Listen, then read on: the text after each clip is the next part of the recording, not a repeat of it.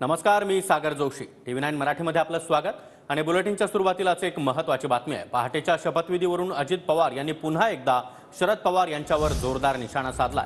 मी शब्दाचा पक्का म्हणून 2019 मध्ये फडणवीसांसोबत सरकार बनवलं असं अजित पवार यांनी म्हटलंय. माझ्याच चुलत्यानं फडणवीसांसोबत सरकार बनवायला सांगितलं होतं असा दावा देखील अजित पवार यांनी पुन्हा एकदा केलाय. 6 बैठका झाल्यावर चुलत्यांनी भूमिका बदलली अशा शब्दांमध्ये अजित पवार यांनी शरद पवार यांच्यावर पुन्हा एकदा जोरदार निशाणा साधलाय.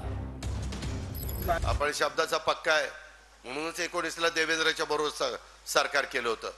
कारण माझ्याच चुलत्यांनी सांगितलं होतं त्यांच्यावर सरकार करायला आणि मलाच मीटिंगला घेऊन जात होते आणि नंतर तेच बदललं आलं. म्हणलं आपण कसं काय बदलायचं, 6 मीटिंग झालं राऊत साहेब, असं कसं नाही. म्हणलं आता ह्याला सोडायचं, आता शिवसेना.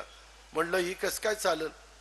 मी म्हणलं आपण नाही हो, आपण त्यांना शब्द दिलाय, मी तिचा शब्द पाळणार, नंतर काय व्हायचं ते होईल. आपण शब्द पाळला.